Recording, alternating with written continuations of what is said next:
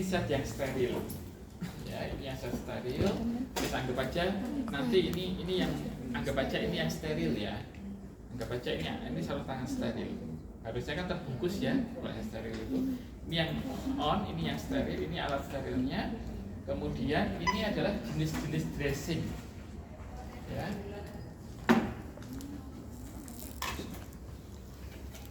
Ini anggap yang steril, ini adalah jenis-jenis dressing. Kemarin kan waktu kuliahnya pengantar PRI kan udah ada di dalam ini slide ya. Ini contoh yang golongan kalsium alginat. Ya, yang bentuknya pita, ini bentuknya seperti ini pita. Ya, ini kalsium alginat. Ya, ini juga ada yang bentuknya lembaran. Tapi kebetulan tidak ada barangnya. Ya, bentuknya warnanya juga seperti ini, tapi dia bentuknya lembaran. Lembaran itu seperti ini bentuknya, kayak gini. Ya, nah ini golongan kalsium alginat. Nanti yang tidak ada di sini, Anda boleh misalkan melengkapi di laporan praktikum itu mungkin dengan mencari di Google ya, hydrofiber itu seperti apa dia tahu. Ya, ini contoh yang hydrofiber. Ya, ini contoh yang hydrofiber. Dia kalau kontak sama cairan berubah jadi gel. Ada kan di gambarnya Pak Edi waktu kuliah pengantar kemarin ya? Buka aja nggak apa-apa. Nanti dia pilih lagi. Ya. Ini contoh hydrofiber. Ini ada anunya dia, ada apa? Ada jahitannya seperti ini.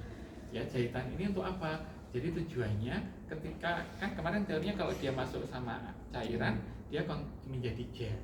Jadi harapannya nanti kalau ketika dia masuk ke ke rongga luka ya, ketika nanti kita lepas waktu kita habis perawatan itu gelnya itu nggak ketinggalan di dalam, nanti masih terikat sama jahitannya ini. Dulu produk ini ketika keluar pertama nggak ada jahitannya seperti ini, hanya lembaran. Kelemahannya apa? Ketika dia masuk ke dalam jasa luka banyak ketinggalan ininya bahan yang mau kita bersihkan itu.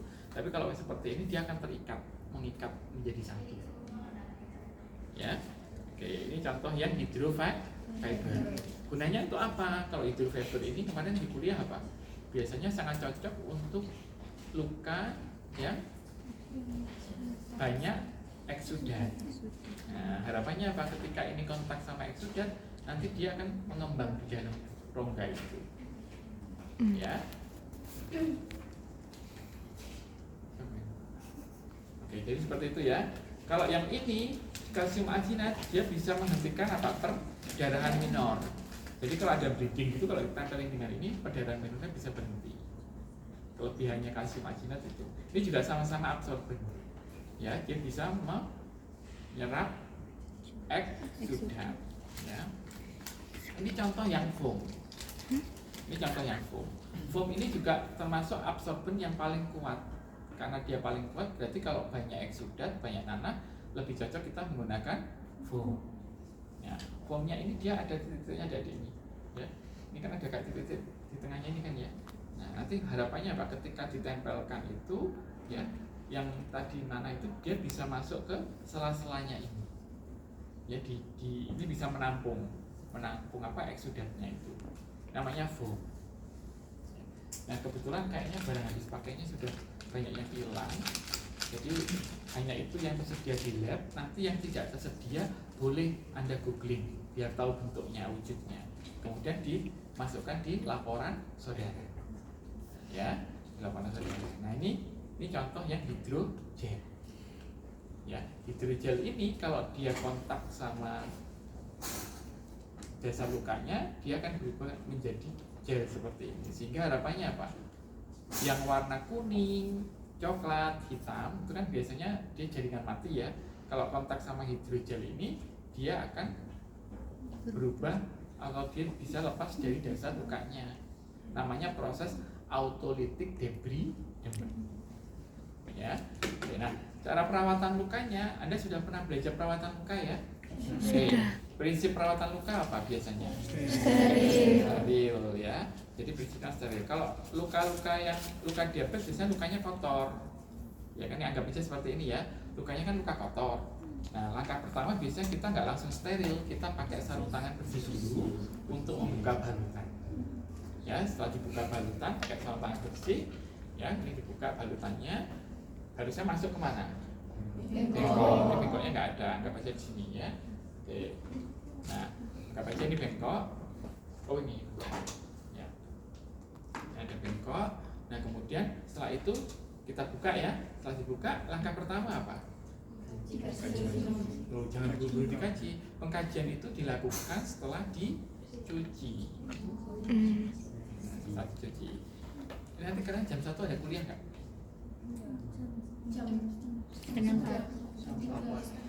Siapa yang jam 1 posisi ada di sini? Ada di kampus ini?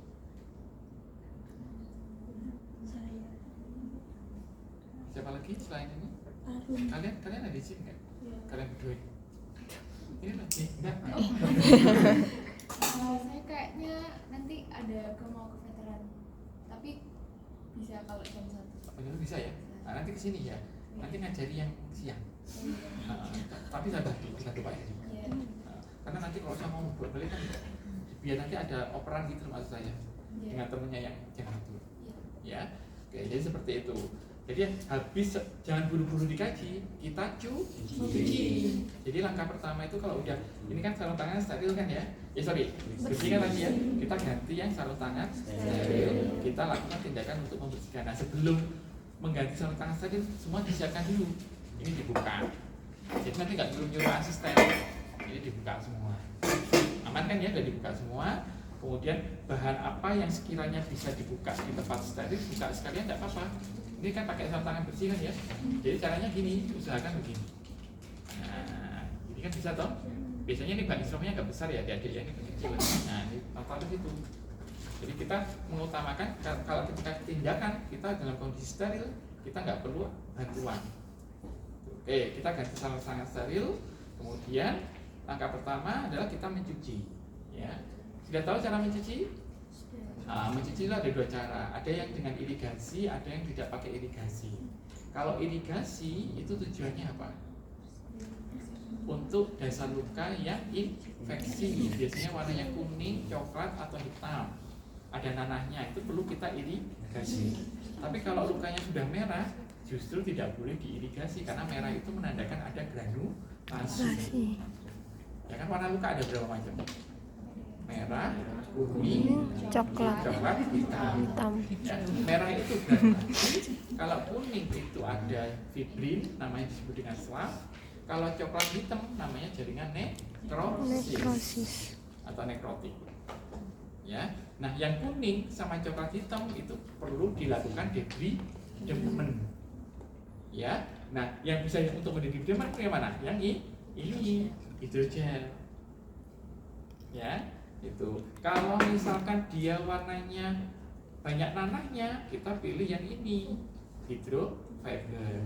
Kemudian misalkan sudah merah ya, ada bleeding perdarahan, itu kita bisa pakai yang ini, namanya apa? Kalsium algin. Kan udah diajari di modul kan ada semua ya, nanti dicek di sana. Itu udah cukup lumayan lengkap itu. Nah biasanya adik-adik, karena ini tuh gel, biar kerja gel ini lebih optimal, maka pasangan gel itu adalah transparan film. Tadi belum saya kenalkan ya, ini namanya transparan film. Tapi ini transparan film digunakan untuk yang luka bedah, karena dia ditambahi dengan pad. Yang putih ini namanya pad. Ya, terus di luarnya ini ada transparan film. Jadi ini bening ini kalau dibuka ini ada bening kan? Kayak plastik kan? Nah, itu makanya digunakan transparan film. Biasanya habis dikasih hidrogel ini ya kita perlu tutup dengan menggunakan ini. Tujuannya apa? Dia kerja gel ini maksimal, sehingga nanti ketika dia ditutup sama transparan film ya, harapannya dia maksimal bisa melisiskan yang warnanya kuning sama hitam. Nah, biasanya jadi kalau udah dipasang ini ya, dipasang seperti ini kan biasanya nggak semuanya lisis ya, maka kita perlu bantuan dengan tindakan namanya nekrotomi. Jadi udah pakai sarung tangan steril ya, kita ambil alat. Sorry, ini saya kembalikan aja biar tidak mengganggu ya. Kita ambil alat namanya apa? Pincet. Nah kalau mau nekrotomi pakai yang anatomis atau chirurgis, jadi di dasar kan dulu ya perawatan luka. Sudah mengenal nama-nama pincet kan? Sudah. Kalau untuk nekrotomi kita perlu pakai yang chirurgis. Ya, biasanya yang anatomi ini untuk membantu mengambil bahan, misalkan kasa atau apa gitu ya.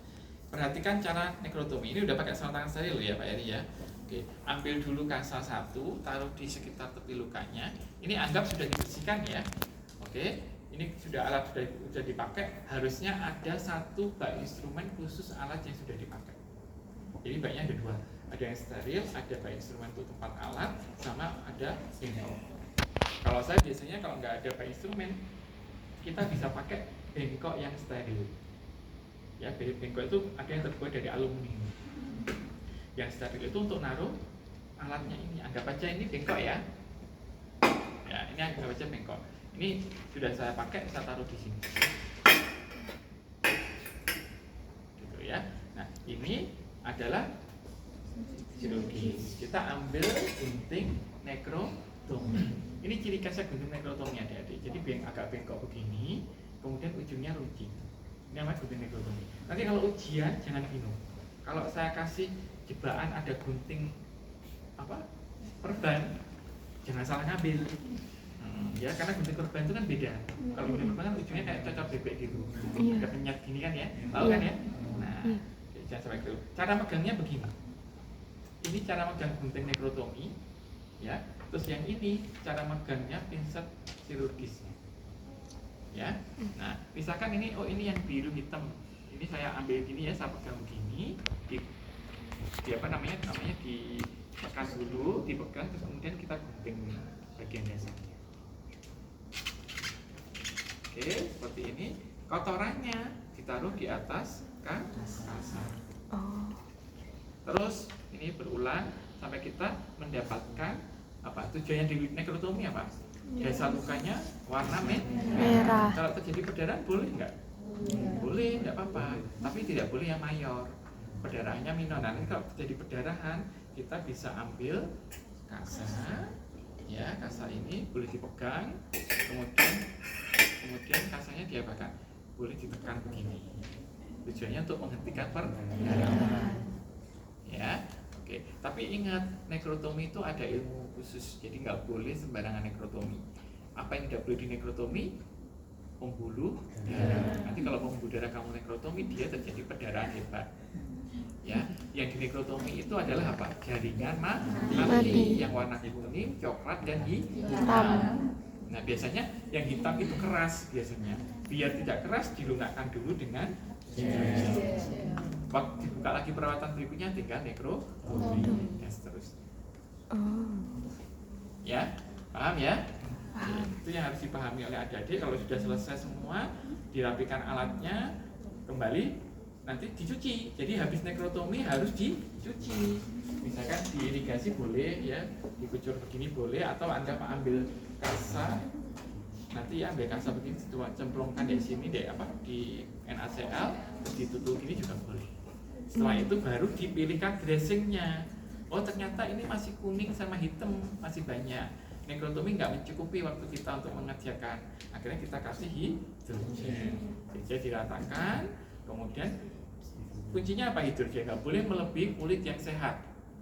Apa efeknya? Masrasi itu apa? Kulit yang sehat jadi warnanya kemerahan, jadi reaksi inflamasi, sehingga yang dikasih itu yang pas pada dasar lukanya. Jangan lupa ditutup pakai transparan. Boleh nggak Pak? Habis dikasih hidrogen kita kasih kasa begini, terus baru ditutup transparan film, boleh nggak? Boleh, nggak apa-apa. Ya, pengalaman Pak Heri kalau langsung pakai transparan film gini, kelemahannya apa? Mudah jebol. Jebol itu artinya apa? Ini meluber kemana-mana. Tapi kalau di kasa begini, biasanya pasien lebih nyaman karena kan tidak kelihatan. Ya, karena biasanya kalau di autolisis keluarlah warna yang kuning. Kalau saya sepertinya saya lebih suka kasih kasa dulu baru tutup. Nah, ini pengalaman dari Pak Eri. Karena kalau langsung ditutup pakai transparan film, kalau pasiennya pulang, kecuali di rumah sakit ya. Kalau di rumah sakit kan kita bisa monitoring. Kalau pasiennya pulang jebol nanti dilewer kemana-mana. Intinya kotorannya. Itu ya. Dan seperti itu nanti dirapikan lagi, kembali seperti semula. Untuk yang perawatan kalus kuku, ikuti prosedur sesuai dengan di video. Ya. Alat kita nggak selalu lengkap soalnya di sini untuk yang perawatan kuku sama kalus. kalus sama prinsipnya sama dengan perawatan luka. Kalau kalus kan apa biasanya? Ketemunya juga jaringan keras ya. Nah, biar yang keras itu lunak dikasih gel dulu. Nanti 1 kali 24 jam di nekrotomi. Nekrotominya pakai apa dia? Pakai pisau bedah kan ya? Atau bisa pakai alat gerinda yang di apa namanya muter-muter itu. Ya, tahu kan ya? Gerinda. Nah, tapi sebelum ditipiskan pakai gerinda harus dikompres pakai NaCl. Tujuannya apa? Biar lembab. Jadi nanti debunya nggak kemana-mana. Gitu ya. Oke, cukup ya demonya. Sekarang ini bisa masuk ke kelasnya masing-masing untuk praktikum sendiri-sendiri. Apinya bisa diukur berpasang-pasangan. Ya ini untuk kelompok berapa, Mbak? Kelompok 1, Pak. Di sini rapikan, ya rapikan sendiri.